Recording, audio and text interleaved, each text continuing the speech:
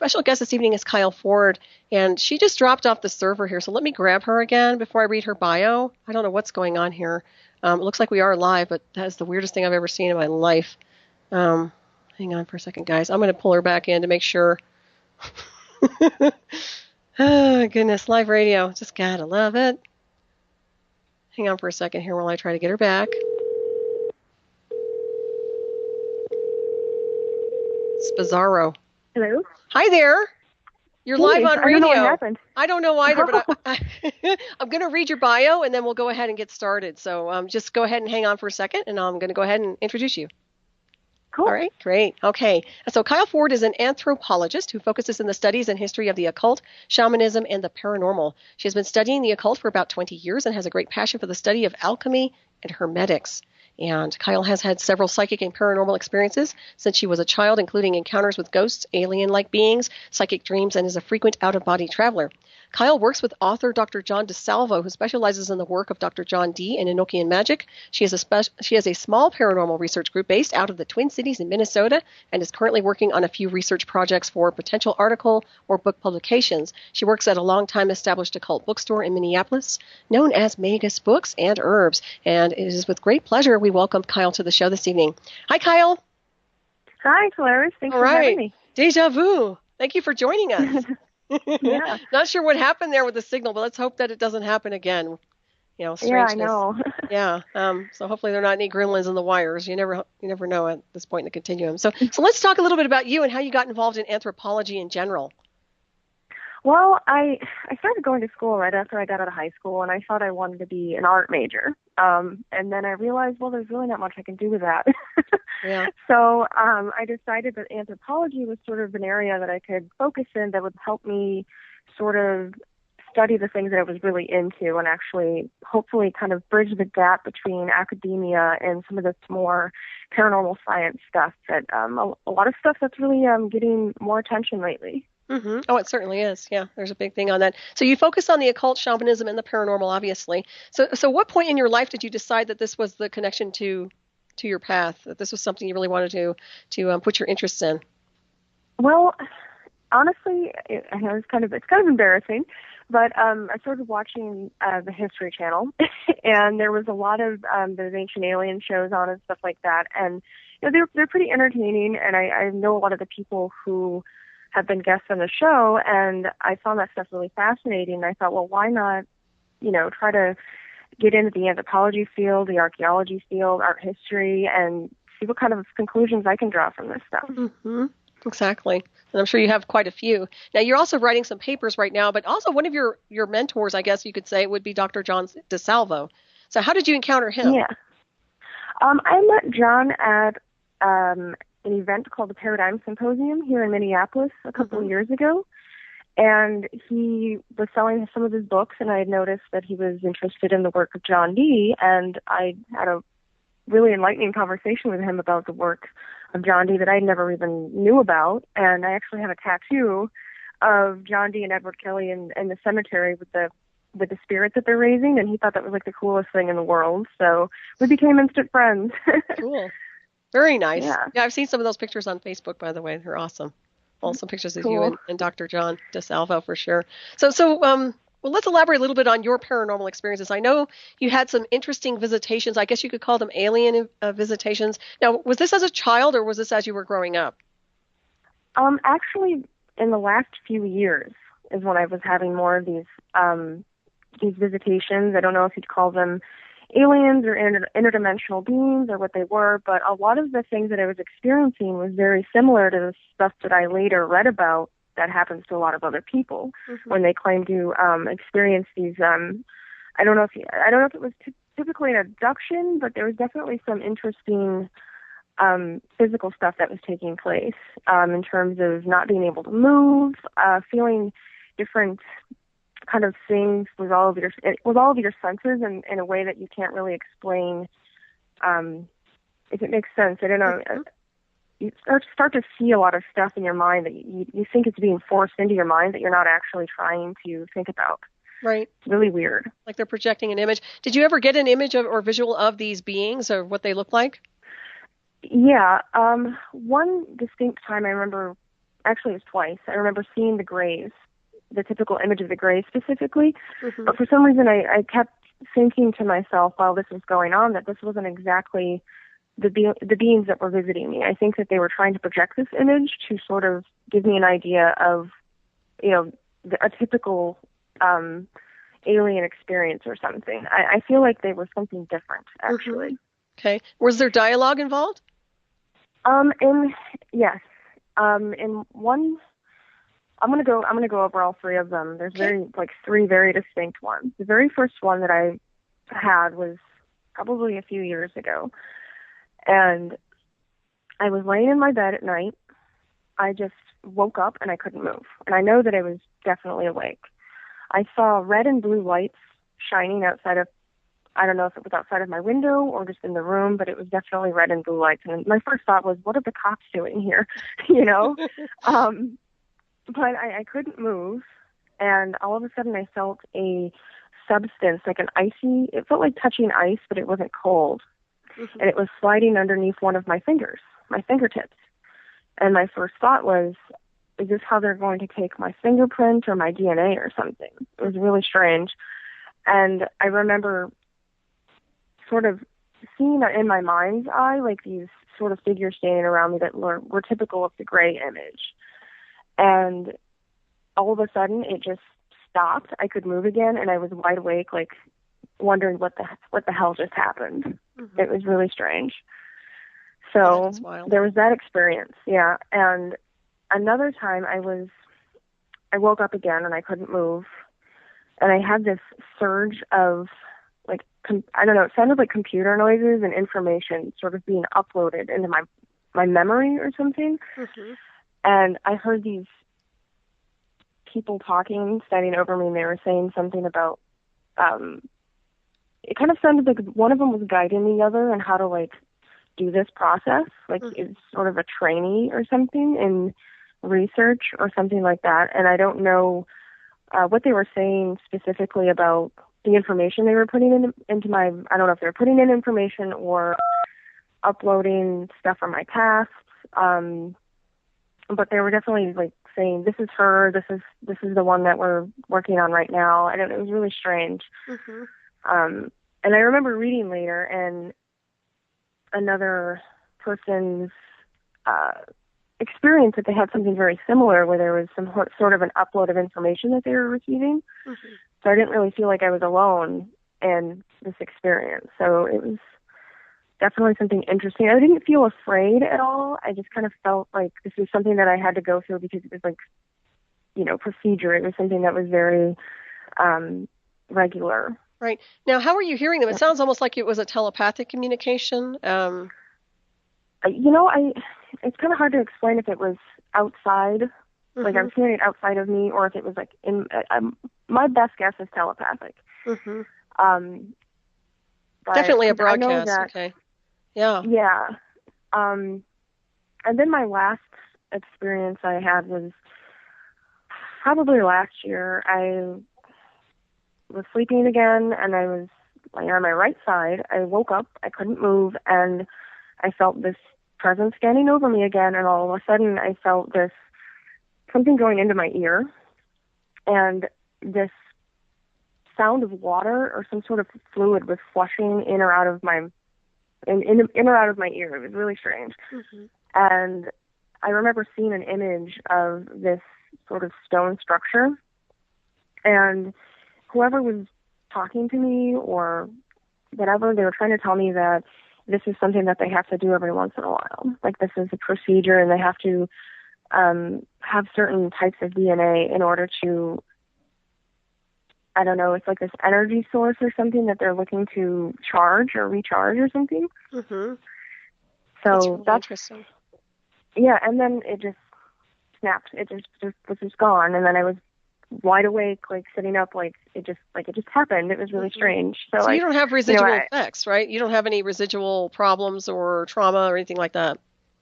Not that I can tell. That's awesome. Student, yeah. I'm stressed enough as it is, so I don't know if there's anything really, beyond that going on. But right. I also, considered I'm a skeptical person, but not in a rude way. But I consider myself, kind of a skeptic with a small s. So in cases like this, I don't rule out the possibility of psychological stuff. But this is this is real. You can tell the difference between when you're having a dream and when you're wide awake. Oh, yeah, no, absolutely. And, well, it smells like a my lab to me from what you're telling me. I mean, that's just my own impression of it. I could be wrong. But you've heard of the military abductions, obviously. And, it just strikes me as something like that because, obviously, the fact that they're accessing you a certain way kind of indicates that. Well, but you don't. Go ahead. Yeah. My question for you, maybe you'd be able to shed some light on this for me, but do you know if these experiences are genetic in families? Yeah, a lot of the times. They happen? Okay. Because my father had an experience when he was a child that he remembers very clearly. And only one time something happened to him. It was sort of a typical loss of time experience where he was riding around with his friends and all of a sudden it was, hours later in the evening and there was a flash of light and that's all they remember. Interesting. So, yeah, he sounds like a contactee for sure. Well, I've always said whenever they have contactees, the military and the secret government isn't that far behind because they have to keep track of the connection between the contactee and the off-world intelligence program. So that's, it's kind of like goes hand in hand. So there's a lot of monitoring going on. And sometimes they pull you in through psychotronics, which, of course, would project an image. And then, of course, the synthetic telepathy, which, of course, that's my specialty because I know their technology with that and the interface with the artificial intelligence. It goes really complex. But yeah, that's really interesting. And you actually being in the paranormal, being a metaphysical being, being very intelligent, you seem to fit a profile that would be very good for an induction, in my opinion. And that's probably what they were looking at. And also, have you done any ceremonies? Do you do anything with ritual that would actually attract this type of an energy at night? I would assume so. Yeah, I do have. I've done a lot of that stuff since I was a teenager, experimenting with magic. So right. So you'd be pulling in some different multidimensional energies and maybe some interdimensional types too. That's interesting. Yeah. Wow. So that's pretty wild. So are you going to write a book on that part or no? I'm hoping to. I'm starting some work with actually combining ceremonial magic with paranormal investigation. Sweet. I did a lesser key of Solomon ritual where you're supposed to summon a spirit, and I got a very interesting recording on a digital recorder. So nice. I want to start working through that and then eventually publish the data and include some sort of a CD or some sort of website that people who want to read it can have access to so they can hear the findings. Oh, that's awesome. So the recording, what was said? Can you elaborate a little bit on that or no? I definitely can't make out what it's saying, but it's a very clear, deep, male-sounding voice. And to me, I've had some experts look at this, and they say it sounds like it's speaking in a different language. Oh, that's fascinating. So, yeah. Wow, when you get access and you'd like to play it live on air, let us know. I mean, I'd love to have it played out here if you want to do that. Sure. Yeah, I have it in my computer. I could probably send it to you, and you could clean it up a little bit so it sounds all right for the radio. Wow, yeah. You're more than welcome to, yeah. Sweet. When did you do this ritual? This was probably 5 years ago. I just recently got in contact with some people who will be interested in it. So it's been under wraps for a while, but it's sort of inspired me to continue to do this work and hopefully find some neat stuff. So right. It's got people asking questions. Oh, absolutely. So your Key of Solomon ritual, where did you find, did you create this yourself or was this something that was handed to you insofar as the format for the ritual itself? The Key of Solomon ritual is based on the Goetia, so it's a very old practice, supposedly practiced by King Solomon. And I don't know if you're familiar with the story of him entrapping the jinn in the lamp. And for our listeners, if you can elaborate on that, that would be great, because maybe some of our listeners would know that. Well, the word demon actually comes from the jinn, if that makes sense, in our Western perspective of it. And demon, it's not necessarily negative or evil. It's just sort of a neutral kind of spirit. I mean, at the hands of the magician, it could become whatever the magician wills, if they know what they're doing, hopefully. Right. But supposedly Solomon had used these jinn to help construct his temple and probably do his bidding in other magical ways. So this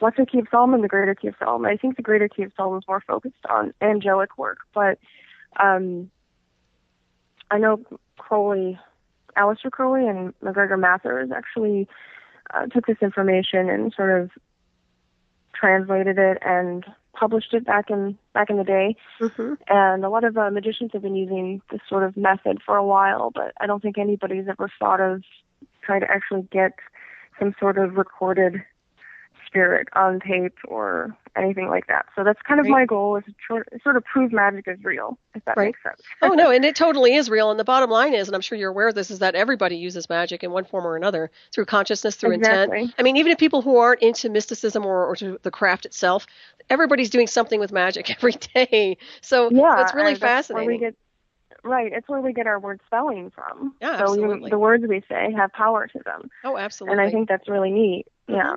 And also, the funny thing, I love the way you said the daemon, the neutral spirit, because that's so true. A lot of the time people say demonic and they assume it's always evil, and that's truly not the case. I mean, you're dealing with neutral energy, and it's how the magician constructs the energy through consciousness intent. If he has malicious intent, it's all about how they're creating that hologram. So I like the way that you actually communicated that, and I think a lot more people need to be clear on this, that energy can be used like anything else, just like a gun. It can be used to harm people or to protect you. So it's really about that, of course, and I like the way you mentioned that. But also now, when I look at rituals, I see that you're actually what I would call a good conduit and vessel for divinity and magic, in my opinion. That's just my take on your energy field. So I would say for you, I think you would have a much more productive ceremony versus somebody, even like Crowley. I think that he was so distorted on so many different levels. He was probably creating more warps and more interference patterns versus somebody who's clear in consciousness, bringing in magical intent. You know what I mean?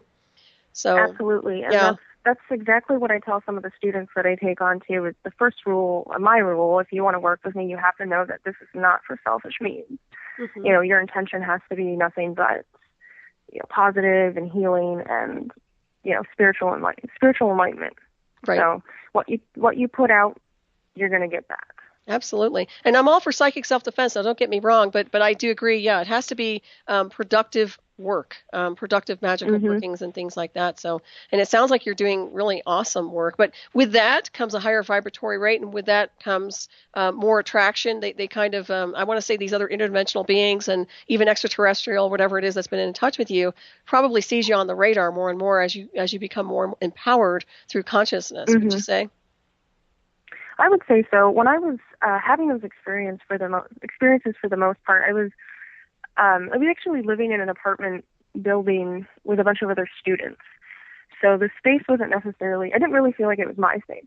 And I felt like I was more vulnerable there. Mm-hmm. And I think that that's why a lot of the stuff came through at that time, because, maybe I was more vulnerable because I was under stress, or maybe because there was other different students in the building who were easy prey, and I just kind of, maybe even drew that in for them, I brought them to that. But now that I've established my own I live by myself, I love it, I get to do all that stuff all the time, and I actually haven't had any negative or strange, bizarre visitations or anything since. So I think that it's really about standing your ground, knowing, what you're doing, and if you're going to work with that stuff, you have to let it know that this is your space, and you can come when you're invited, but you have to leave. Absolutely. You set boundaries. It's important. Yeah. That's all about the circle casting. That's part of it too. Creating boundaries and calling quarters if you're into the craft in general. But you want to make sure that you're setting parameters up so that there's nothing's invading the space, so to speak. But still, if you're working with military and covert induction programs, they don't care about that. They'll just triangulate you and take you in. And I believe me. But still, you're empowered, and it's your divine being. You are your own boss when it comes to your higher self, oversoul, superconscious. And I don't have to tell you or the listeners, because I know you all know this, but literally that's what you have to do, is hold your ground in your body, hold your sacred temple, keep it strong and pure, and linked to higher consciousness, in my opinion. But so obviously you're creating sacred space, and I agree with you. I think that if you're around campuses or anything else, if you're living with people, and unless they're actually in resonance with you, it's going to be like just like a real fiasco, energetically speaking. It can be a regurgitation of a lot of what I call lower astral energy. Yep. Yep, that's a perfect way to describe it. Yeah, so you have to boogie blast a lot. But I'm glad I like living in my own space too, actually. I share it with two animals, but... Yeah. I have one cat myself, and I'm surprised he's very loud and chattery. I'm surprised he's not making a trying to make a guest appearance on the show tonight. But oh, that's fine if he does. I love animals. Like, he looks like he's wiped out. Oh, I gave him a catnip toy, and I think he went nuts. So. Oh, how funny. That's great.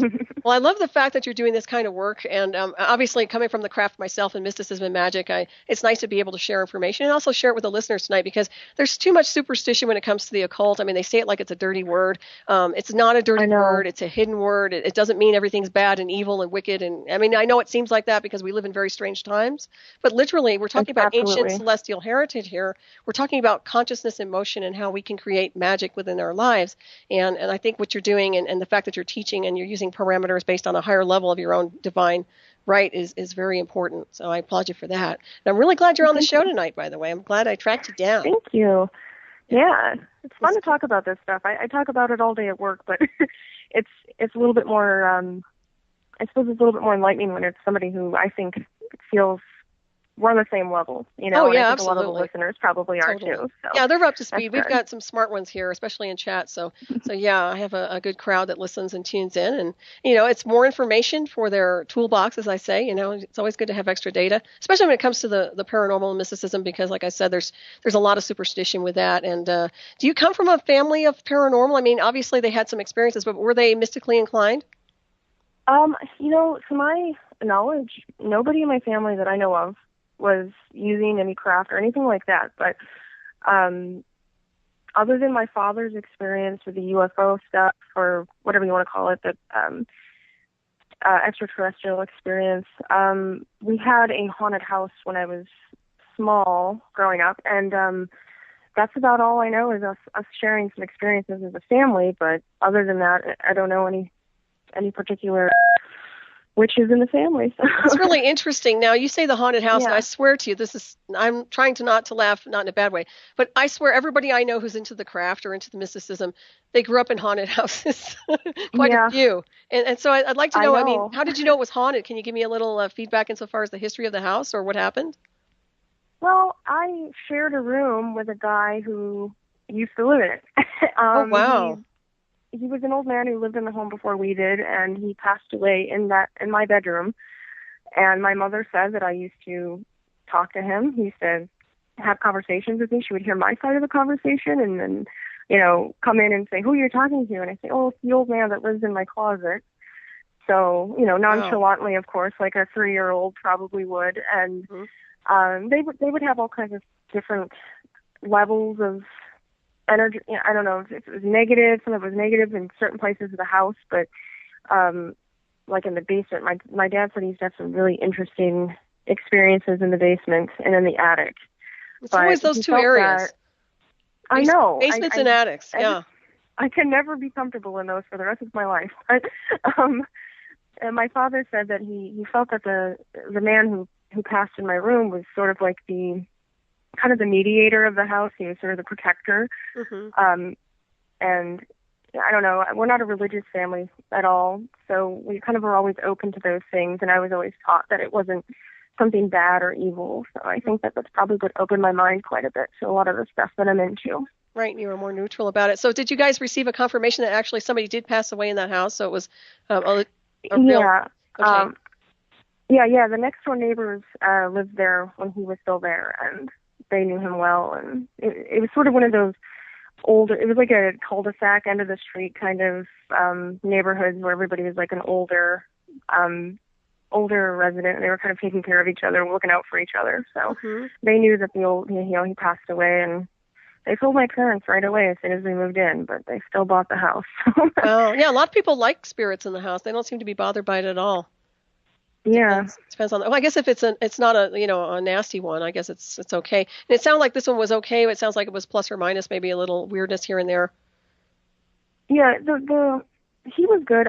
There was some. My dad said he was very sure there was probably some negative stuff hiding out in, like I said, in the basement and the attic, but we don't know if it's connected to that specific spirit or if it's something else. Right, that was already there previously. Right. Well, also, if he transferred out. Oh, go ahead. I was just going to say, it was very, like, playful and sort of mischievous more than anything. But, you know, you always get that feeling of dread when you're in certain places. And he always knew that there was something wrong with those areas of the house, and Right. try to avoid them as much as possible. Yeah, or do a boogie blasting for sure. Well, when they transfer out, and I don't have to tell you this, but there's always a portal of some kind. When people depart Yep. inside, in a home, there's always going to be a gateway there. I mean, whether it's active or not, and usually it does activate, but that can allow other things to connect in.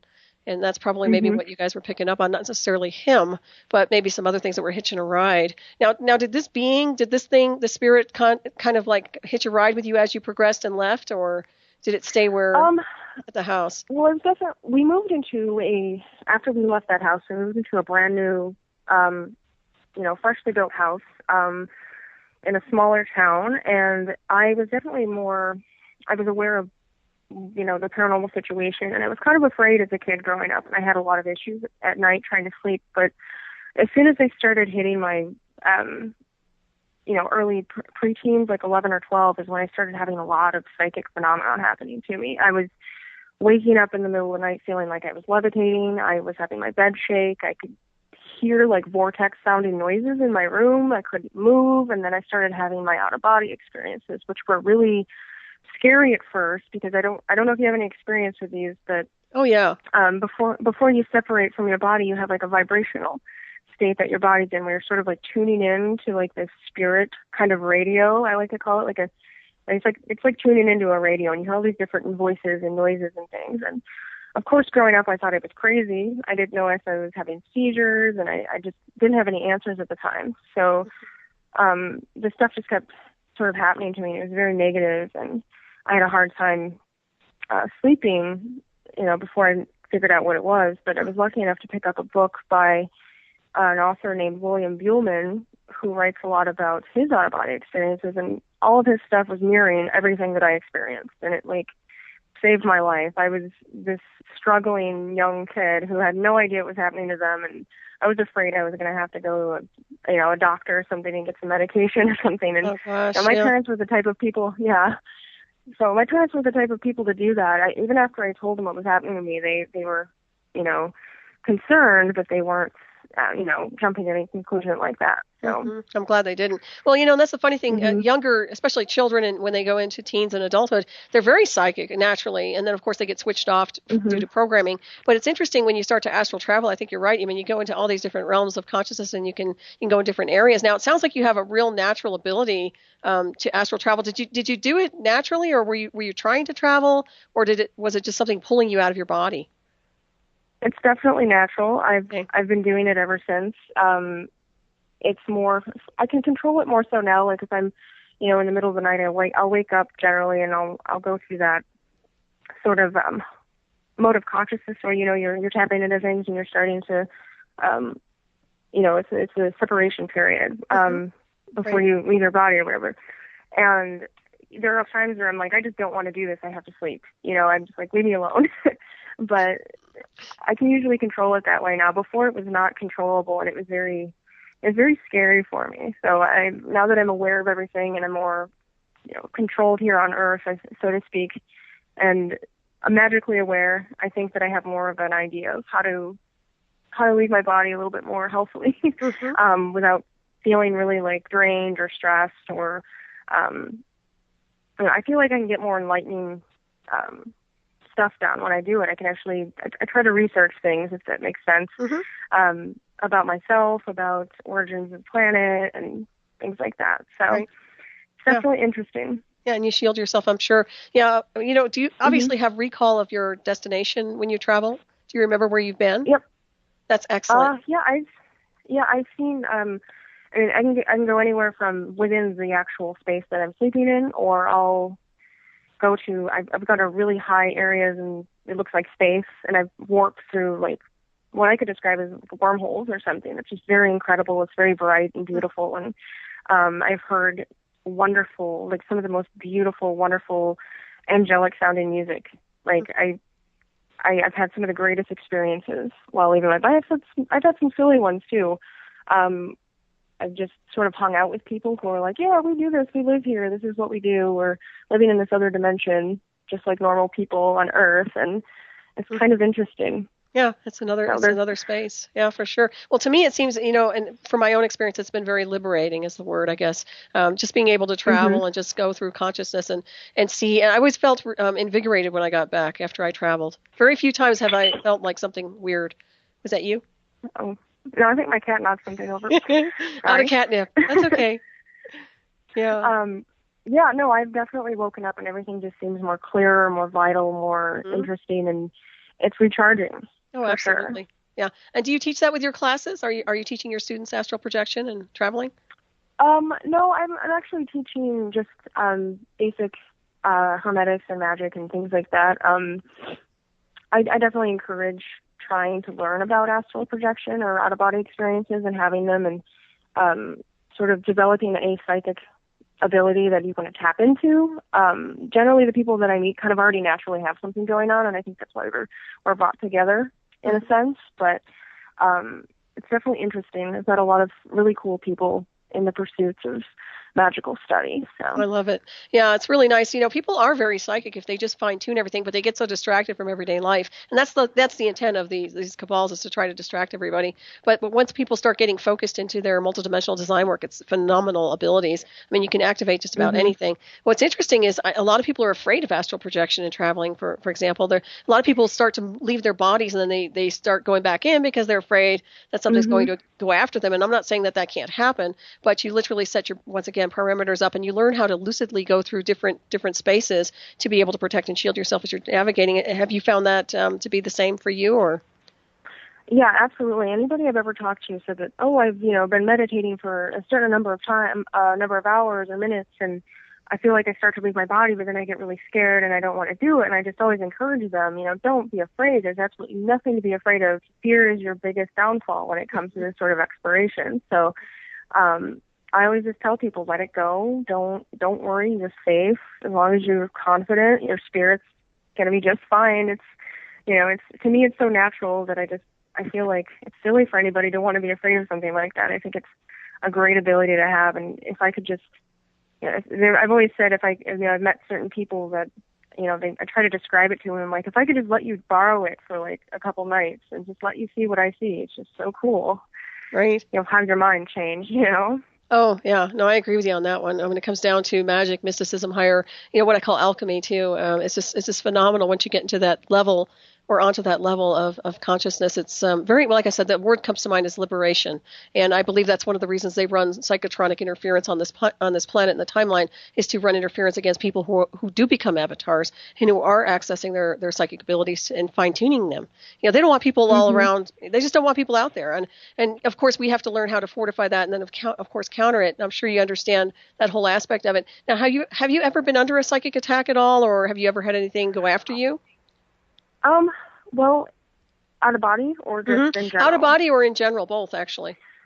Well, when I was first learning I was just leaving my body when I was younger and I didn't know what was going on. I was definitely experiencing some negative forces that were forcing me out of my body. They were like pulling me out, and then they had these awful sounding voices. They were saying these really disturbing things, and I felt like I was really being manipulated. And once I learned to get past that, like if you encounter those things, you just have to laugh at them, tell them they're stupid, and it goes away. So in waking life, though, like working in an occult store, there's definitely some interesting people that show up, and they may or may not know that they have these things that are following you, but I'm definitely sensitive to them. And there are times where I've just had to leave, go to the back room and sage myself or just breathe or, and it's really rough sometimes. It can take a lot out of you, but I've gotten used to it over the years. And I think that for anybody that's going through any of that stuff, I think the most important thing is start teaching young people. I wanted to teach classes for young people on how to protect themselves because it's so important, especially if they don't have, parents who, have a lot of experience with it or are not condoning it. And I find that it happens to kids a lot, and then they just lose it because they don't ever get to, develop it. So right, I agree with you so much. Yeah, we live in a world of energy. The bottom line is we live in this world which is basically about conjuring on any form of design. It's holographic, but we manifest it with our realities. And of course, a lot of people are out there who are not real nice. I mean, we have what I call the parasites, psychic parasites and Mm-hmm. feeders. I mean, that sounds like what you've been encountering, sometimes at the bookstores. Entity-controlled people, I see that all the time. It's like borderline possession. And speaking of possession, have you Mm-hmm. ever witnessed anything like that where people actually taken over in a negative way? Not that I can recall. No, I'm not like. For the most part, I haven't done a lot of research with possession, and for the most part, what I've seen in some videos and things like that is, my first question is what's going on psychologically. I'm not saying that doesn't have, it doesn't play a role in whatever is separate from them that may be possessing them, but I don't know a whole lot about it really. Like I don't know how to approach it. I don't know if it's demons or interdimensional beings, or they're the same thing, and it's definitely Right. strange. Well, and I know from my own background with the electronic warfare and all the covert technology I've been exposed to and investigated, there is electronic possession, which can actually simulate a possession, but it's all done remotely through hacking, through brain hacking. And they do Wow. EEG cloning and heterodyning. Yeah, it gets really complex. And I'll tell you, what they've done is they've basically weaponized the paranormal. They've weaponized the everything that's occult and taken that energy and actually put it into this matrix where they can deploy it on a more covert tactical hardware level. Yeah, it's really ugly. So that's just something. That's another thing you can have in your toolbox for later on for assessment. Yeah. If you ever need any advice, just give me a shout. Absolutely. Yeah, but it Well, really, go ahead. Well, I was going to say I've experienced a lot of. I've been around a lot of different occult groups, and some of the people in them are very negative, or they have a lot of you start to see different sides of these people once their magical personality comes out. And, like, that's really just, I wonder if it's all part of it. Like, these magical orders are just another, version of something like the New World Order, where there's lots of this mind control and these higher-up people that, are controlling it without, puppets, basically. I agree. And I totally agree. it's why I've stepped back from these things, because I'm not going to work with anybody magically, if I'm going to be connected to them energetically. And I don't want... I definitely don't want any of that kind of stuff coming through. Right, so, you don't want that hive collective. Yeah. No, I agree with you 100%. And I've been in different, covens and groups where it's all about like the God syndrome, where there is a lot of ego, I must say. And I don't have ego. I have confidence and experience, but yeah, I've seen it. And also, it's absolute, yeah. Yeah, it's just it's a turn off, because it's like, I call it bitchcraft instead of witchcraft, and I know I'm not supposed to swear. But, I like that. Really, that's what it boils down to. But the aspect of these cabals where they're doing these, a lot of things with mysticism and the occult, once again, it's weaponized. It's done with psychotronic mind control programming and a really strange program, which doesn't really involve pure consciousness or pure ritual format, if you ask me. So I think they polluted the rituals. It's my opinion that they have done that. And I'm glad you're doing your work your way, opposed to getting sucked into these hive collectives that are very toxic.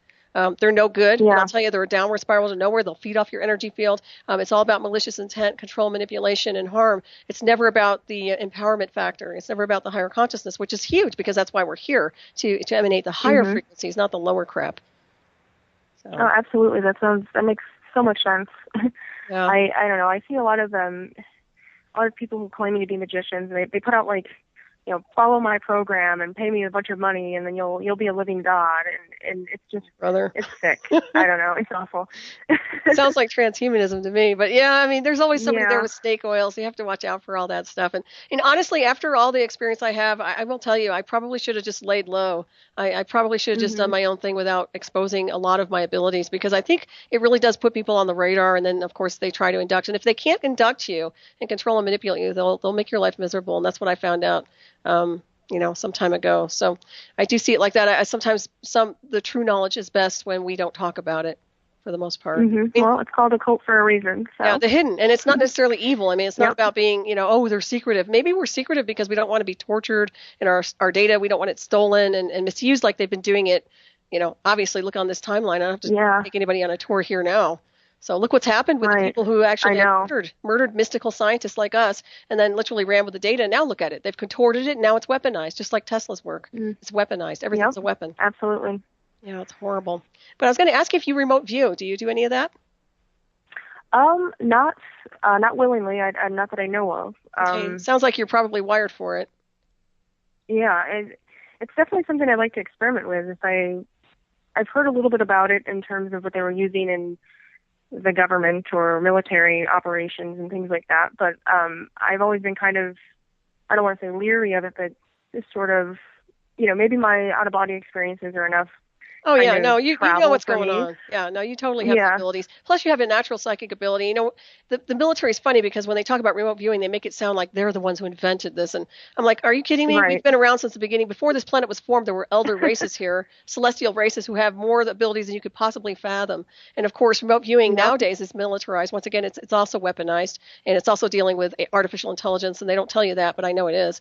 So, yeah, it's not it's not what they play it out to be at all. And I'll tell you that right now. But yeah, it's a pretty interesting and it's kind of fun. But yeah, you have to watch out for the shadowing, the shadowing that happens when you're remote viewing, which means something seeking the hunters. And I've noticed that. So, but yeah, it's pretty wild. Now, have you ever encountered anything funny like the Men in Black types or anything like that? Anything ominous? I personally have not, but somebody very close to me at a time had an interesting experience. I was living in Toronto and he and I were staying together. It was a relationship situation, and he worked a night, like a third shift job, and he would come home about 3 a.m. And he saw randomly one night there was this weird moving person. Like, I don't know if it was a person or what it was. The way he was describing it, it didn't sound human. He said he was running down the street, and there was this guy chasing after him in a suit. And he was like, what did I just see? What just happened? Why is this guy running around in a business suit chasing after this weird moving human-like figure? And, he was sort of mumbling and rambling about it when he came home, and I was half awake, so I have no idea what he was talking about. We found out later that there was a UFO sighting that same night. Oh, wow. So it was kind of interesting. Yeah. And this was 2008, 2009 maybe, somewhere around then. Wow. That's kind of cool. Yeah. Well, see, there you go. I mean, whenever there's something like that, then there's, the trackers. It's pretty wild. Yeah. Did he see the UFO or he just heard about it? He just heard about it. That's interesting. I don't think, he made the connection, like, it was just crazy. Wow. Well, yeah, it doesn't surprise me at all. That's pretty interesting. And also, do you know if you have alien implants or any type of artificial implants that are based on extraterrestrials? Have you ever been scanned or measured for that? I've never been scanned or measured. I don't sense anything. However, that time that I told you that I had that incident where I was having like that liquid sort of flushed into my ear, I was nervous because I was like, what happened? What did they put in there? What is this stuff, And I actually had a hypnotherapy session, like, scheduled the next day. It was like a couple days after or something. And it was like they knew that I was going to the hypnotherapy session to recover whatever information was uploaded from that one previous experience, and they took it all out. Oh, interesting. It was really weird. What ear was that? On the phone with was it your right ear? It was my left ear. Your left ear, okay.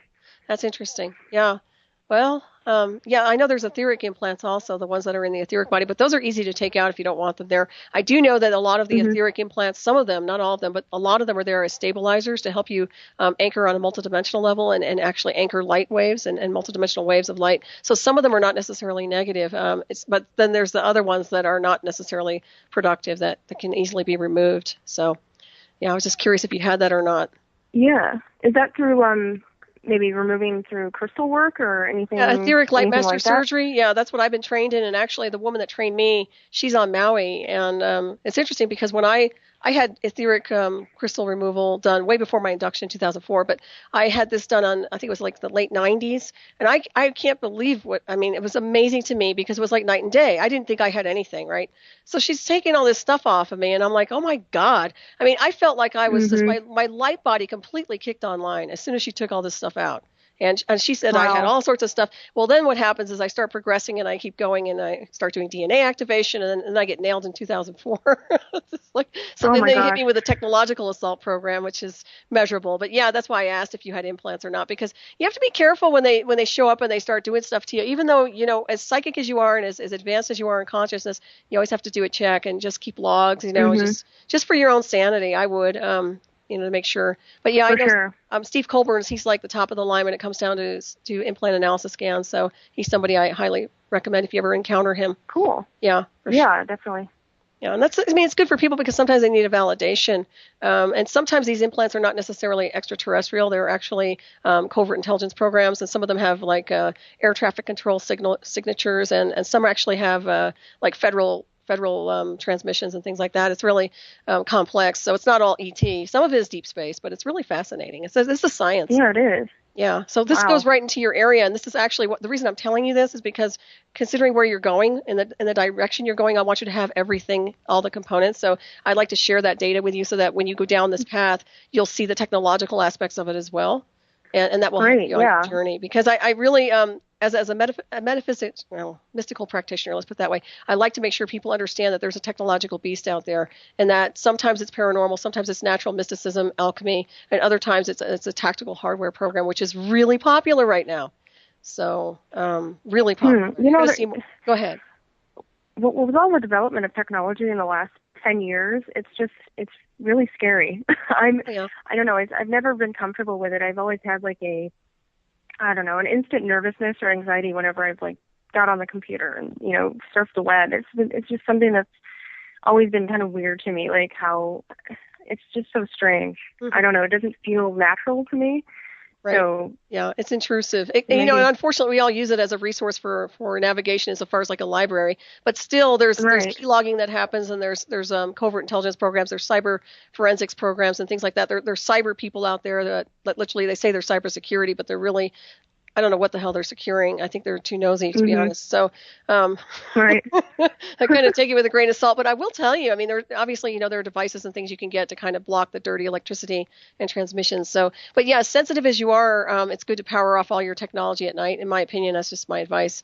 And for anybody else who's listening out there, if you're that sensitive to things, then you might want to power things down. And not have that thing constantly broadcasting, because they can remote hack anything, right down to people's brains. Mm-hmm. So, that's another scenario altogether. But yeah, it's pretty amazing. I did want to talk to you about the your research and experience in alchemy and hermetics. Now, for the listeners who don't understand what hermetics are or is, can you elaborate a little bit on that?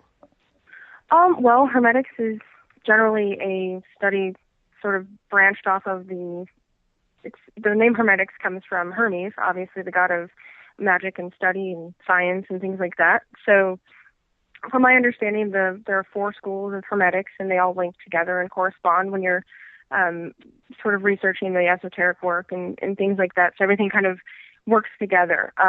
There's alchemy, there's the tarot, astrology, and the Kabbalah. Mm-hmm. It's all mystical stuff from, ancient masters and things like that.